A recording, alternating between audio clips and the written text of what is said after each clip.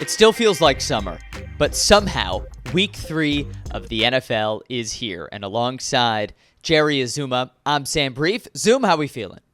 I'm doing well, Sam. Thanks for asking. And we got a lot to talk about. The Yes, Bears are buzzy. But first, we have some pressing business, and it's just a couple hours away. Thursday Night Football is a massive early season tilt in the AFC East. And it's a Patriots team that's been like low-key kind of surprisingly decent maybe against a Jets team that's always newsworthy because of Aaron Rodgers and everything they've got defensively. So let's start with that Jets defense going up against Jacoby Brissett, Ramondre Stevenson, and the Patriots offense. Zoom, what is your read? You know, well, first of all, both teams are 1-1, you know what I'm saying? And they need to find a way to win their next game. So this should be a good contest. You know, Jacoby Brissett, he's thrown for 270 yards and a touchdown, and the Pats are 30th in passing. So there's a situation there that's not really that good. What the Patriots really do well is they run the ball with Ramondre Stevenson. You know, he has 201 yards on the ground, 2 touchdowns. You also have Antonio Gibson, who can provide, you know, somewhat of a spark on the ground as well. But I think this game is going to be heavily relied on the running game for the Patriots, because right now their tight ends are their leading wide receivers, and they're having a lot of trouble just finding their wide receivers. So also, you know, the Jets have Hassan Reddick. He's going to be out with a contract dispute. And then they also lost Jermaine Johnson on defense as well. So those are 2 really big guys that they lost on the defensive side. So everything is saying they're going to run the ball. You know, they're going to keep it somewhat balanced, intermediate throws to their tight ends, run the ball, little dump screens to the running backs and things like that. So try to exploit that super thin, you know, 4-3 defense. And also the Jets don't really blitz a lot. You know what I'm saying? They kind of hold their coverage and they're man-to-man a lot. So they're probably not going to see a lot of pressure. So it's really geared towards them running the football and just trying to control the clock. Run. It's a road game, under the lights, prime time in New York. That's going to be the strategy. Hey, the Jets gave up almost 5 yards a carry last week in a win against Tennessee. So this defense, it's good, but it could be susceptible against the run. But now let's get to what everyone's talking about with the Jets always, and that's the oldest player in the NFL. Oh, man, Aaron Rodgers. What's his read against this New England defense? Well, he's healthy, so that's good, but he looks a little rusty. He has Wilson. Or old. Rust is old, Zoom. Yeah, Rust is old.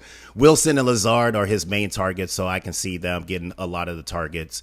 You know, they also have Breece Hall, who's a really good workhorse on the ground. The Patriots' defensive backfield, they're very vulnerable to giving up a lot of yards, so you're going to see some passes, you know, intermediate to deep strikes, but I think they'll rely on Breece Hall as well. He's been really solid in the run game. Looking at Aaron Rodgers' stats, as I was starting to read up on this matchup, you know, they got a win last week against Tennessee, 162 yards. Patrick Mahomes, nail-biting win over Cincinnati, 151 yards. This is a trend this year in the NFL. What's up with all the quarterbacks getting a $150 in the air and winning? It seems like the defense is finally coming to its own, and they're figuring out the offenses and figuring out how to slow it down. It's just a matter of time. I mean, the way that the rules are set up in the NFL now, it's set up where, you know, the offenses can just really, you know, exploit the defense and, you know, gain a ton of yards and gain a lot of points. But now I feel like the defenses have caught up and they figured out ways to, you know, neutralize that. It feels like a moment, right? Like we had that moment maybe the beginning of the decade where quarterbacks were starting to throw 350, 400 with regularity, and the rule changes were leading to crazy explosive offense. Maybe now we go a little in the opposite direction. That's how life is, right? Exactly. Pendulums, they exist for a reason. Zoom, let's get right to the points, though. Yes. The Jets are -6 at home. The over-under is 38.5. Give me some picks. I think that this will be a low-scoring game, but I do like the Jets to cover. I think the Jets will get this win. I don't really have a lot of trust in New England right now. They're just a bad football team, and I think they really get exposed, and I think that the Jets get back on track. I also like Rodgers and Wilson to find each other and find some chemistry, so I think Wilson goes over 61.5 receiving yards, and that's my to the points. to the points. Thursday Night Football. We will kick off momentarily. Yeah. I don't like disagreeing with Zoom, so I'm not going to disagree with Zoom. I agree. New England's a bad football team. Jets cover, get a win, and go to 2-1 with, man, Aaron. Yeah. But I'm kind of sick of talking about Aaron Rodgers, and we got to get to the Bears because the Bears are one of the most newsworthy teams in football. And, hey, we're here in Chicago, so why the heck not? Bears get a loss on Sunday Night Football against the Texans and now face a third AFC South team in a row heading to Indianapolis, where they are underdogs by 1.5. So let's start with the Bears' offense, which was so damn leaky on Sunday Night Football. What's going on? I have no idea what's really going on. The offensive line is, it's in shambles right now. They're trying to figure out exactly who can do what on the offensive line. And I felt like that was an area that they were going to be strong at. I mean, Ryan Poles is a offensive line guy, and I felt like they were moving or trending in the right direction with some of their draft picks and some of the people that they acquired. But right now, it just seems like it's just kind of all over the place. It looks like they're in their first week of training camp, so to speak. So they have to kind of find their footing with the offensive line first and foremost before Caleb Williams does anything. And let's pump the brakes a little bit. Caleb Williams has only played in 2 NFL games. 1, 2. That's it. And I think that it's going to take some time to get him into some type of a rhythm. So offensively, the coaches have to be creative. And they have to be creative with moving the pocket a little bit, getting Caleb out in space, getting him some rhythm throws, getting the ball out of his hand, making those really good wide receivers happy, and then also using the running backs. The running backs can help you. And I feel like with this game, I feel like they will turn the corner a little bit and get this offense going. There's a loud siren right outside, and it feels fitting because there are so many sirens and alarm bells in the Bears fan base right now. Yes, that there is. I don't think need to be there. You'll notice I'm wearing a Hawaiian shirt. It's not because I'm going to Hawaii. And it's very nice, by the way. Thank you very much. It's brand new. My lovely fiance got it for me. I like it. That being said, the only reason I'm wearing it is because it puts me in a chill mindset. Takes you to the beach, to Hawaii, to the tropics. And I think Bears fans need that mindset. Bears fans need to chill the you-know-what out. They do. Caleb Williams will be fine. This team will be fine. Yeah. The reality is, Houston's one of the best teams in the league. It's a legit Super Bowl contender. Absolutely. The Bears had a chance to win on the final drive, on the road. They held C.J. Stroud and an explosive Texans offense to 19 points at home on primetime. Yes. Are you not impressed, Bears fans? Because I am. Yeah, I mean, it's a little bit about bend but don't break, and the defense did that. They gave up a lot of yards, but they didn't. They gave up, 1 touchdown? They kept the Super Bowl caliber team to under 20 points. And if you can do that, you have a chance to win the game, which they did have a chance to win the game late in that game. But football is the ultimate team sport, as we know, and the defense is playing really well. Special teams is playing really well. But now it's time for the offense to get going. And we always knew that it was going to take some time for the offense to get going. And it looks really bad right now, but things can get fixed really quickly.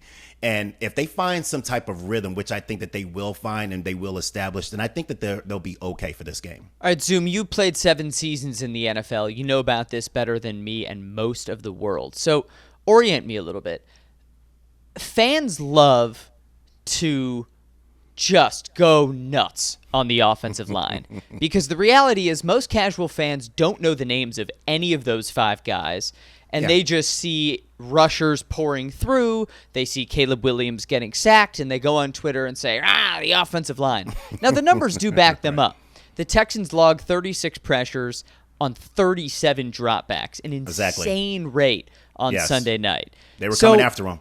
I mean, how bad is the offensive line? Is it really that bad, or is everyone freaking out with no reason, or something in between? Like I said, I think people are just freaking out, and they need to just pump the brakes. And now, granted, there were a lot of jail breaks, and you saw a lot of offensive linemen really blowing their assignments, and it basically resulted in Caleb getting some terrible situations and sacks or scrambling, and only to get a yard out of that scramble and nothing down the football field. So It's bad right now, but like I said, they can sew some things up and they can fix some things. They have to get going, and the best way to get this thing going is ground and pound. Hand that ball off, get that offensive line exploding off the line of scrimmage, moving that line of scrimmage to the next level, firing off the ball, going down there playing some nasty football and hitting guys all over the place. Like, they need to get into some smash mouth rhythm, and I think that they're going to try to establish that this weekend. God, I would hire you to be my football coach.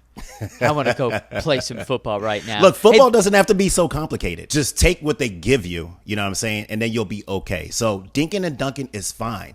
Tom Brady has made a living off of that, and he's won several Super Bowls from the dink and the dunk and then the occasional bomb. So you don't have to go super crazy. Just find some type of rhythm, establish a rhythm, get Caleb into a situation where he feels comfortable, he can get the ball out quickly or hand the ball off, and you will be okay. Trust me, Bear fans, it's only 2 games. It's going to be okay. Trust me. It's about to be 3 games, so let's talk about the Bears' next opponent. Indianapolis Colts are next. It's a noon kickoff on Sunday in Indy, where the Colts are favored by 1.5. Now, they've got a quasi-rookie quarterback, Anthony Richardson. Couple snaps last year, and then he unfortunately went down with a season-ending injury. So this is kind of like his rookie-ish season, we'll call it. The Bears and the Colts. How do you feel about this matchup? I like this matchup. So Richardson, really strong quarterback. If he has some time, he can be a presence in that pocket and he can deliver that football. But right now, he's just not really that accurate. I think he threw 3 picks last week, which wasn't good. And their offense, even though they have Taylor, who's a really good running back, they still can't generate a lot of offense. They're still sputtering. They're getting off the field on 3rd down. They're missing throws here and there. So their offense is a lot like our offense right now. They're not really that good, but like I said, they do have some playmakers over there that can, and they can make it really explosive if they get going. So they have the potential to blow it out of there. But right now, I just don't see it happening, especially against this defense. The Bears defense is really solid. They've come into play. And like I said, it's all about bending and not breaking. And that's what they're doing. They're giving up some yards, but they're not getting into the end zone. And if you can keep the opponent out of the end zone, then you have a chance to win that game. Right. The Bears only give up 19 points to C.J. Stroud electric Houston offense. Yeah. Well, this Indy offense under Anthony Richardson right now looks anything but electric. So you gave me a little game plan for the Bears offense. You gave me the read on the Bears defense. Let's get to the points now. This is a 1.5 spread in favor of Indy. Over-under is 43.5. You know what? I think this is going to be a tough game. I think that it's going to be a low-scoring, close game. But I do like the Bears, pulling this thing out. I feel like this is a game where they have to try to figure some things out. They're going to lean, obviously, on their defense, lean on their special teams. And their special teams and defense is going to give them a hell of a chance to win. But I think that the offense gets going. I think they're going to listen to what I have to say about running the football, dinking and dunking, and establish some type of a rhythm. So I have the Bears covering the spread, and that's all I have for this game. Bears cover the spread. I'm going to go for that too. And I don't feel like a homer because last week I picked Houston to win and cover, as did you, and we were both right, and Spice Adams was wrong. We love Spice Adams. He's very smart, but hey, Team Sam and Zoom was right. I'm going to go with Bears cover this one as well. I'll say Chicago 23, Indianapolis 14. I don't see the Colts doing much offensively against this Bears defense. I don't care if they're at home.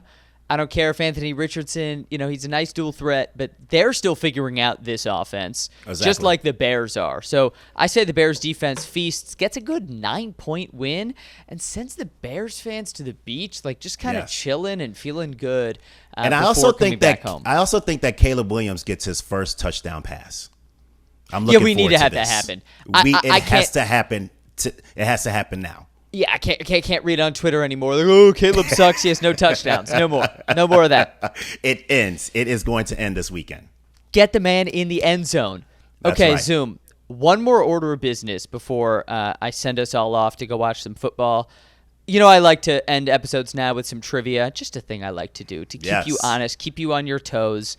And, the Bears and the Colts, obviously there's quite a bit of recent history. The Super Bowl in 2006. The last Bears win against the Colts was in 2012. It was a 41-21 win at Soldier Field. The Bears had one player in this game who scored multiple touchdowns. Who was that player? In 2012. Multiple touchdowns. Yes, sir. 41 points, pretty good. I mean, that's hopefully they hopefully they can do that again for this game. I have no idea. I'm stumped. Got to give me one guess. Go down swinging. Gosh, 2012. Gosh, I don't know. Brandon Marshall? Marshall's a great guess. He did score 9 catches, 119 and a touchdown. But the answer is Michael Bush. Wow. 42 Michael yards Bush. and 2 tutties. Wow. It's all about running that rock. Run So that rock. We'll see if the Bears can run the rock. Hey, maybe the backup running back Khalil Herbert does the same thing 2 decades later. But for I now, hope so. we'll just go watch some football alongside the great Jerry Azuma. I am Sam Brief. Bears fans, make sure you take a deep breath, chill out, and enjoy your Sunday, all right? That's right. All right, Sam. Thanks a lot.